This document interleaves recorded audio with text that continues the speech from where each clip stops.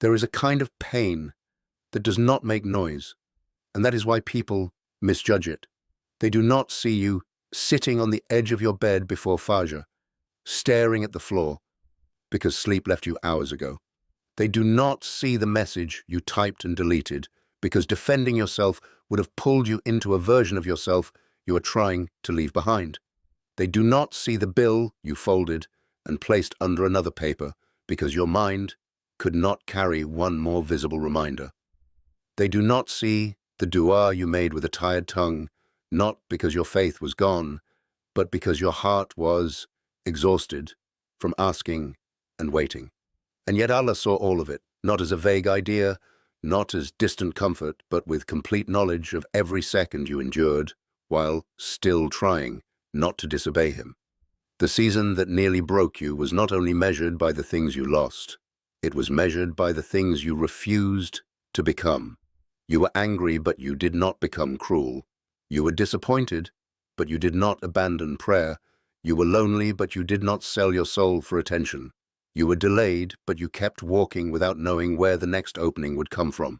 That is not weakness, that is Sabr, when nobody claps for it, when nobody understands it, when even you sometimes wonder whether it is changing anything. The hardest tests are often the ones that leave no visible wound. You can still smile in a room, answer people normally, work, study, cook, respond to family, and carry yourself with dignity while something inside you is asking Allah, how much longer?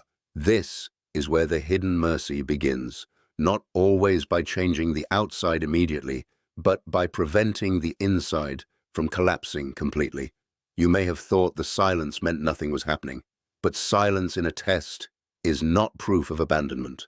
Sometimes it is the place where Allah teaches the heart to stop depending on every door, every person, every outcome, and begin depending on Him with a trembling but honest trust. There were moments when you almost interpreted the delay as rejection. You looked at people around you receiving what you had been begging for, and the comparison did not come with jealousy at first. It came with confusion. You wondered why your effort kept meeting walls, why your sincere intentions were still misunderstood, why every time hope returned, another difficulty appeared. Maybe you watched someone less careful with their choices move ahead faster, while you stayed behind, trying to keep your income halal, your speech clean, your heart from hardening, and your prayers alive.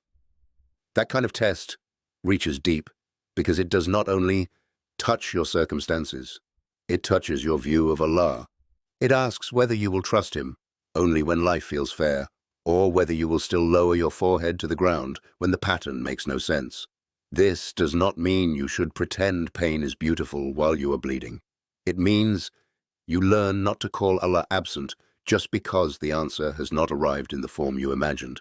There is a difference between being delayed and being denied, and there is a difference between being hidden and being forgotten. Sometimes Allah closes a door, not because you are unworthy, but because entering it in your current state would have attached you to something that could not protect your soul.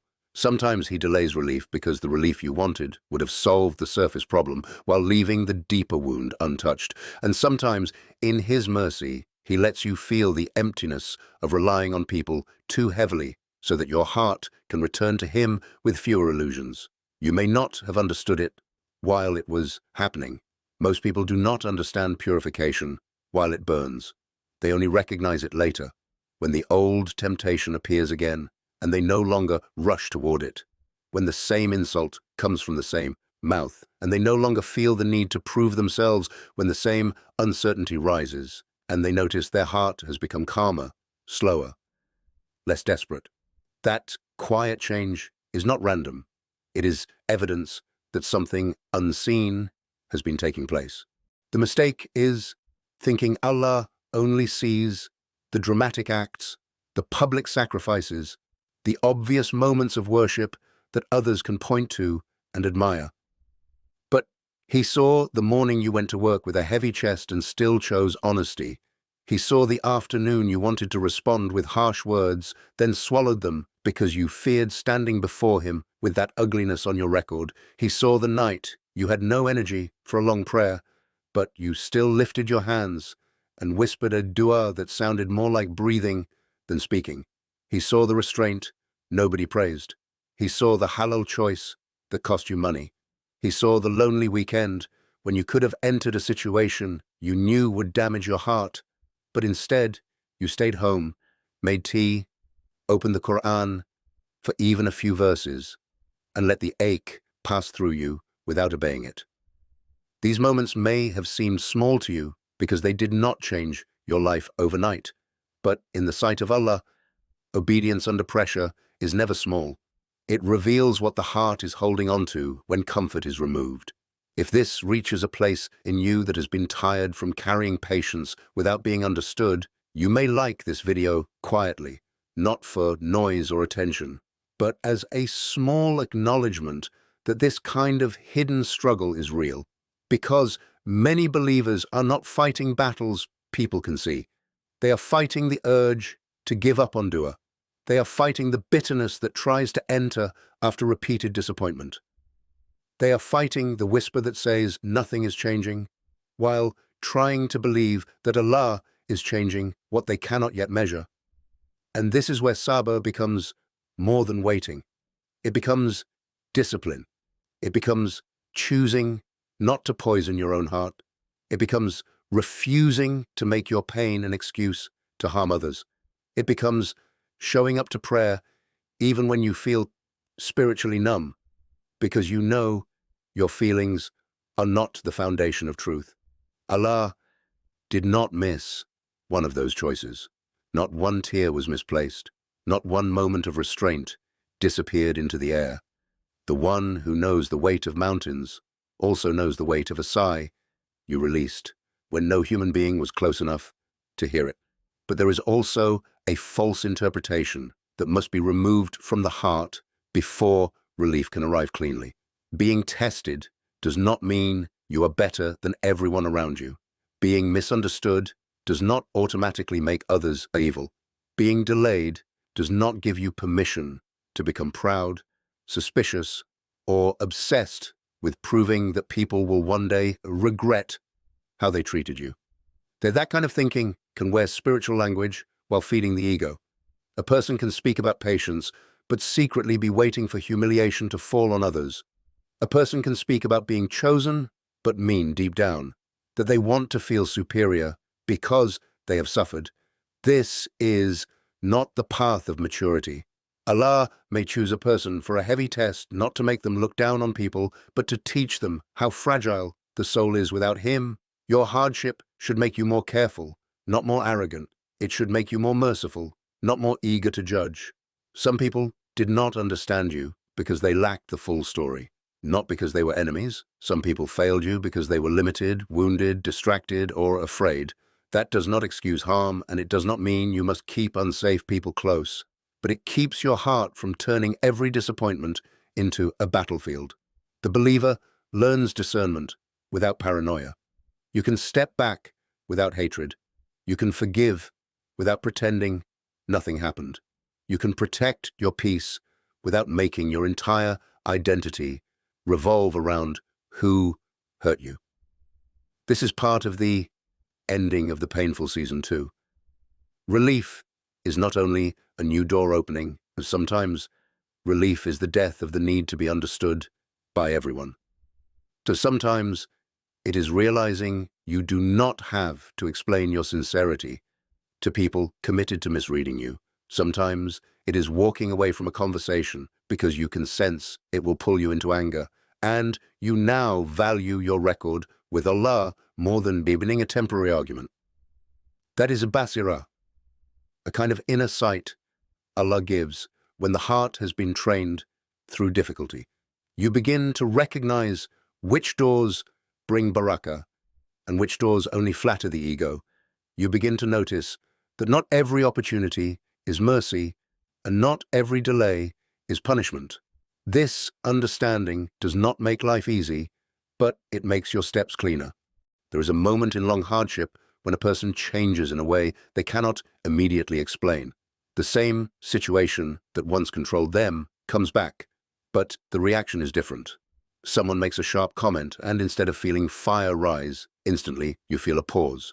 A problem appears, and instead of spiraling for hours, you make wudu Pray 2 units, and then handle one practical step. A rejection arrives, and though it hurts, it does not destroy your sense of worth the way it once did. This is not because you stopped caring. It is because Allah allowed the trial to build an inner distance between your soul and its old panic. That distance is mercy. It is the space where wisdom can enter. Before, your pain may have made every delay feel like proof that you were forgotten. Now, even through tears, you can say, Allah knows what I do not know. That sentence is not a slogan when it comes from someone who has been tested. It is earned through nights of wrestling with your own thoughts.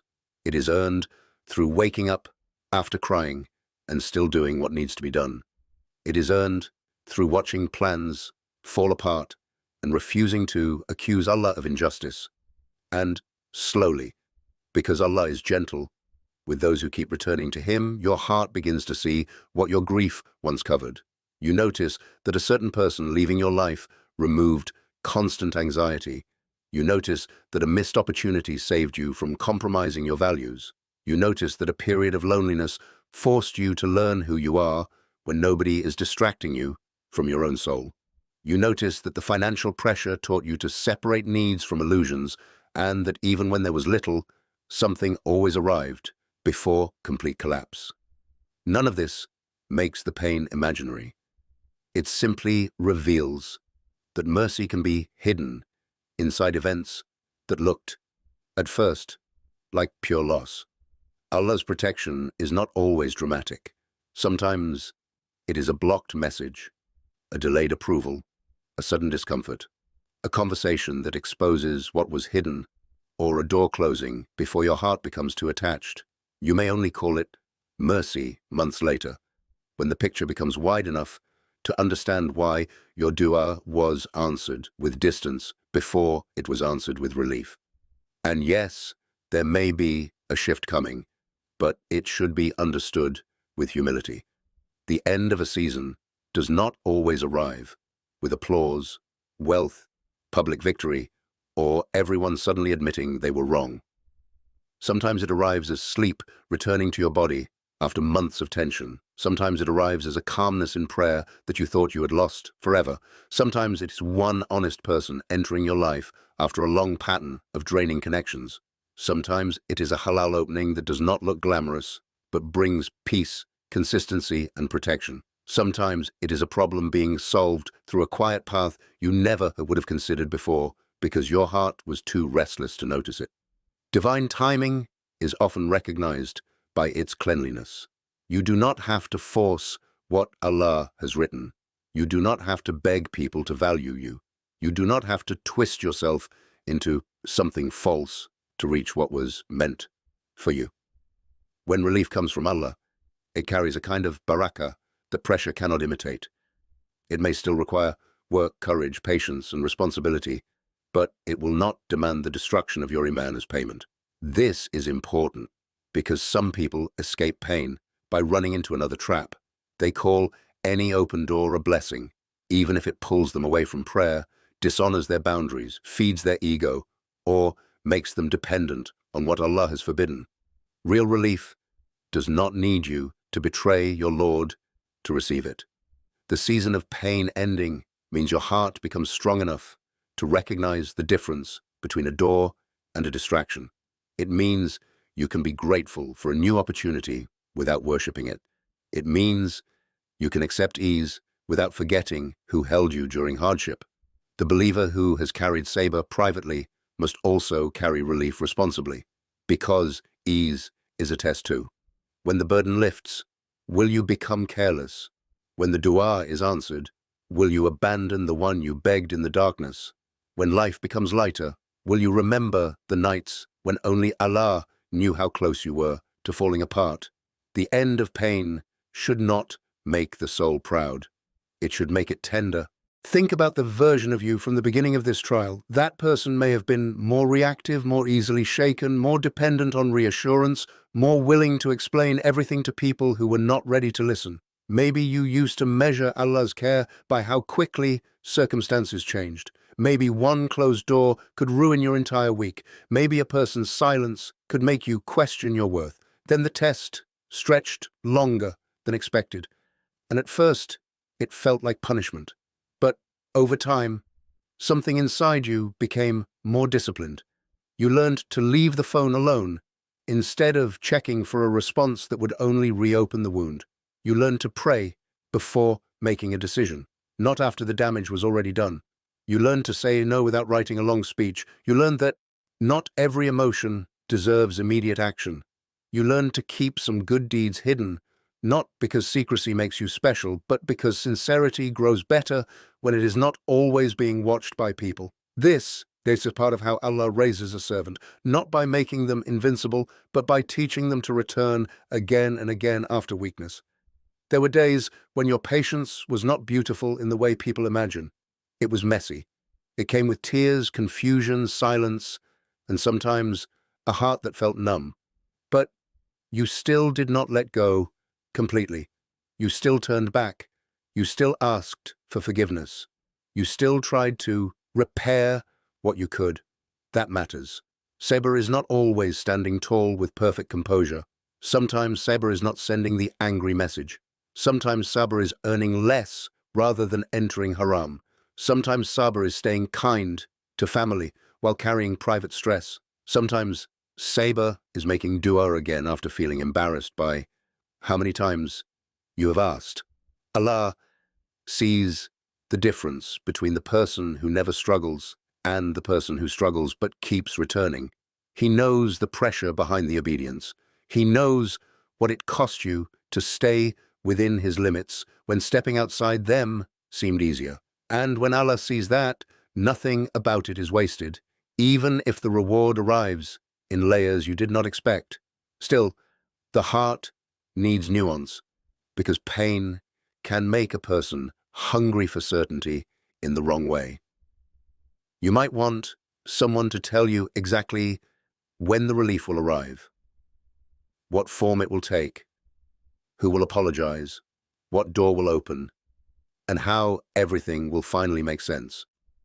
But tawakkul does not mean controlling the unseen with spiritual language. It means placing your trust in Allah while doing what is required of you today. It means applying for the job without believing the job is your provider. It means going to therapy, asking for advice, making a budget, repairing a relationship, resting your body, or leaving a harmful environment when necessary, while knowing every means only works by Allah's permission. Trust is not passivity. The Prophet, peace be upon him, taught reliance on Allah with action, not helplessness. So do not confuse patience with neglecting your responsibilities. If debt is crushing you, make a plan and ask for help from trustworthy people. If loneliness is consuming you, seek righteous company rather than romantic chaos. If your heart feels spiritually dry, return with small, consistent acts instead of waiting for a perfect emotional state. If you have wronged someone during your pain, apologize without making your suffering an excuse. These practical steps are not a lack of faith, they are part of faith becoming mature. If you have lived through a season where you kept choosing Allah even when your emotions were tired, share one sentence in the comments answering this. What did your hardship teach you to stop chasing?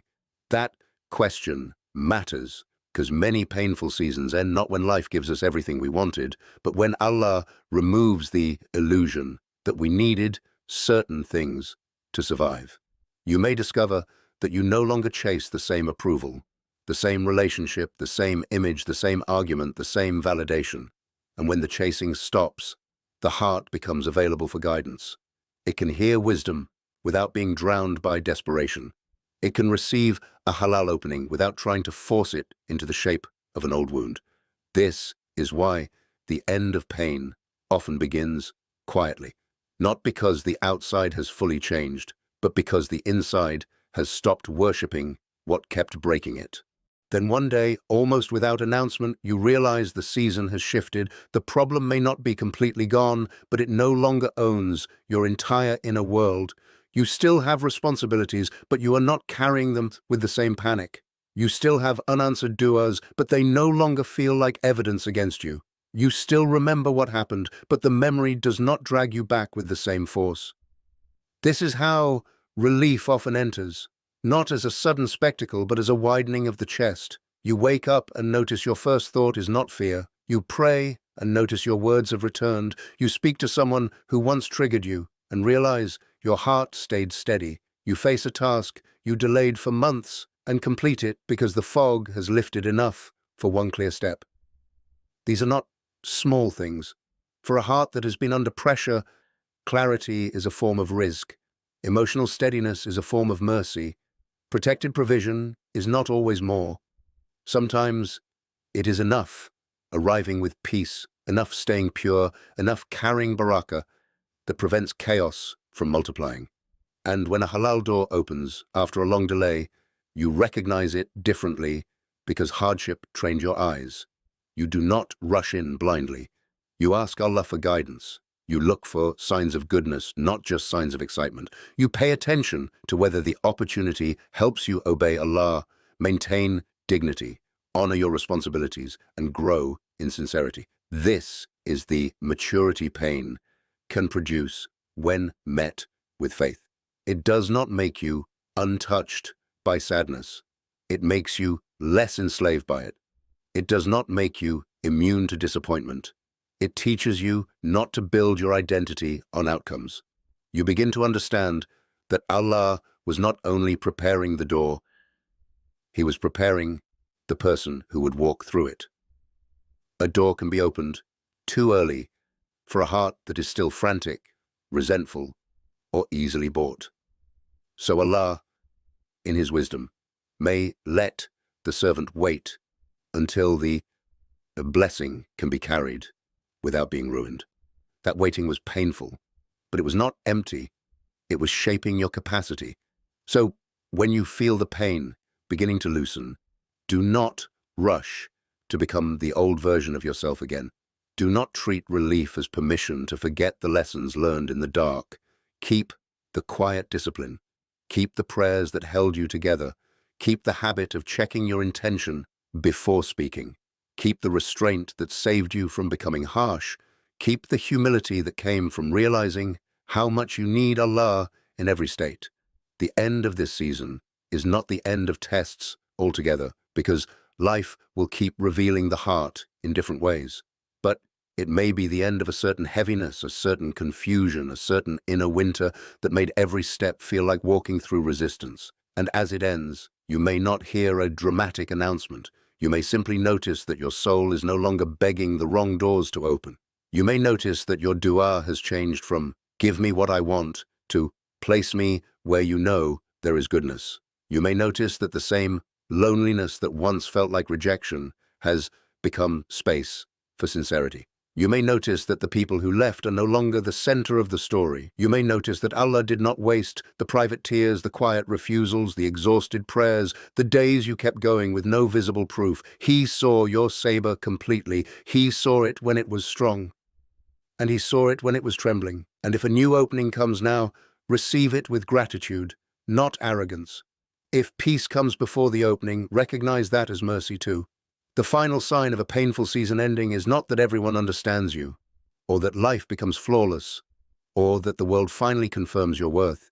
It is that your heart stands before Allah with fewer demands, fewer illusions, and a deeper trust than it had before.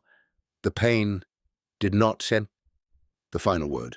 It only revealed where your heart was still alive.